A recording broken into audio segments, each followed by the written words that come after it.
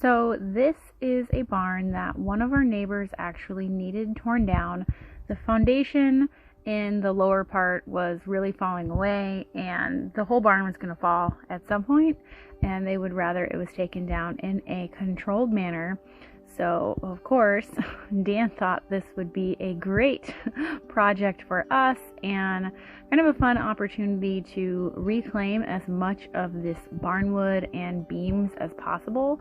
We would like to build a house sometime in the next year here, hopefully get started on that anyways, here on the property, and it would be really fun to use as much of this wood as possible in the new house. So there's just a lot to do when it comes to tearing down a barn. The best guess is that this barn is from the late 1800s. We never found any like carvings anywhere or stamps with the actual date, so that is the best guess that we could come up with. But the first thing we needed to do was clean out all the hay. Dan and the landowner actually spent several days doing this, and I just came in and helped for this last little bit. You know, a couple 100 years worth of hay is a lot of dust and mess, but it all needed to get out of the way before we could move on to the next part of taking the barn down.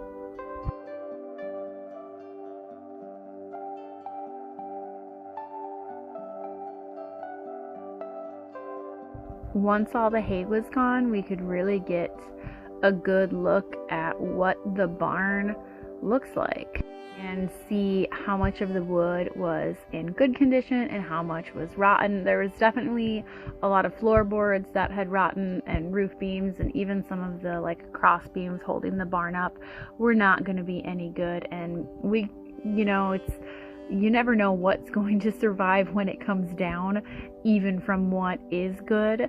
So then Dan was trying to figure out the plan of how he was going to get all those outside beams off. He's taken down barns a few times before when he was younger, so he kind of knew the steps to go about to get this done. But of course I was just a nervous wreck for like all the weeks leading up to this, because that's kind of scary. I told him he's giving me gray hairs, or he's like, we should buy more barns to tear down. This is great fun. And I'm like, not so much on my list of activities. But they wanted to get all of those beams or boards off of the outside.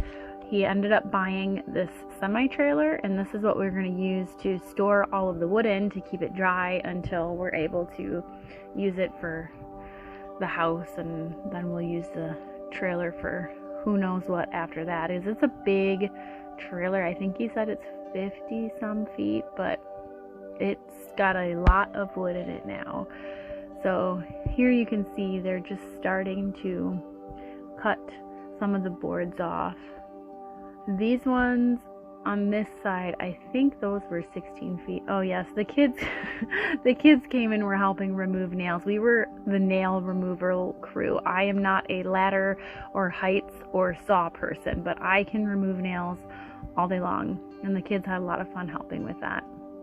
You can see it looks totally different with all the boards gone, and we saved a lot of boards and a lot of the trim pieces even. I'm not quite sure what we're going to do with them. They may just end up being firewood, but we saved really as much as we could, and we had several people other than just the barn owner or the property owner helping us throughout this whole thing. So it definitely takes a team of people to accomplish something this big. There was like 2-3 big weekends spent working on this, and there were several nights where after work Dan would go over and put in a couple hours work on this barn. So the teardown day, the boys got here super early, and I had my friend Kathy with me, and we showed up a couple hours later, and they were already starting to cut at the beams a little bit. So then we quickly we were told that that wasn't the place to be, which we kind of knew. We just wanted a quick little video shot of what they're doing. He was trying to get a lot of those cut so that there's not too much resistance when they start pulling on it. He bought this really long like logging cable and connected it to the back of the barn, and then it was hooked up to his skid steer, and then we ended up having to hook the landowner's tractor up to the skid steer because it started like spinning out in the dirt. But it actually went really well. At first it just did this little and then it stuck, and that's when they hooked the tractor up, and then it went over pretty easily.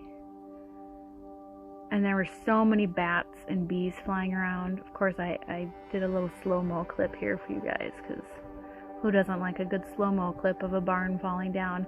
But I didn't even realize, like, the whole time we'd been in there, we didn't see any bats or any bees. But once the thing is down, thousands of them, which was craziness.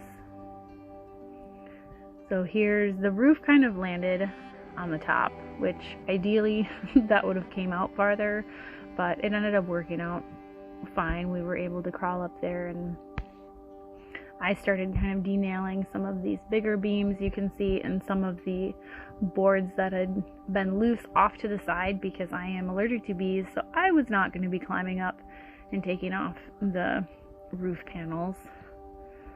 You can see all of our crew of helpers. It was a lot of work, and this is when we had like the heat wave where it was upper 90s into like 100. So we were starting very early in the morning and would put in a couple hours work, and then by like 11, 12 o'clock we're calling it almost every day. There was a couple days we pushed, or the boys at least pushed, until about 2, but it's just hot. Everyone was sweating and drinking so much water, and very, very, very hot. Once the barn was down, the first thing we wanted to do was get all the roof panels off. They had a metal dumpster there to put all of that into. So that was the big project there, getting all the metal panels off. I was happy I didn't have to be up there doing that, because like I said, I'm not a fan of heights, and definitely not of the bees, so no thank you. This is, I think, the next weekend. I didn't get to film every step throughout this whole thing because I wasn't there for the whole time, and I don't think you're gonna convince Dan to set up a camera and film by himself anytime soon, so this is the best you get. So once all the panels were off, they started pulling down the roof in chunks so that they could take it apart. And then at some point here, this wall collapsed. That wall had been really bad before, and we knew it was gonna come down, and of course I just missed filming it, because I was like, maybe I should pull out my phone, and then nah, well, yeah, here we go. But it was wiggling, and Dan just kind of figured everybody's out of the way and pull it over, so that's done with, and it's not gonna squish anybody coming down when we're unprepared for it to come down. Definitely made a big mess when everything came crashing down even more. A lot of the haymow boards were loose at that point, which we had thought was going to be a big pain in the butt to pull those all out. A lot of them were rotten, but then a lot of the ones that were okay were loose, so they weren't going to be as difficult to take apart. It's crazy now looking back at these videos, because it was just such a jumbled pile of mess, but you know, little by little, when you have a crew of people working at it, you really can get it all drug out of there and denailed and sorted into piles for who's taking what, if it's going to go, you know, in the semi-trailer for storage to go in the house, if it's going in a pile to be firewood, or if it's going in the junk pile right next to the wall on the cement pad to be burned, which really, for how much wood was in this barn, we used the majority of it. Very, very little waste. So here you can see how full the semi-trailer is of everything that we wanted to save. It's a lot. There is a ton of wood in here, and I'm excited to see what we can do with all of it. And then here is the last little glimpse of the barn after we cleaned it all up. It was thundering and lightning, so this is all the view that I got because I didn't feel like filming a bunch out in lightning and with it starting to rain, but it's very, very much cleaned up other than needing to burn a couple piles of like junk wood.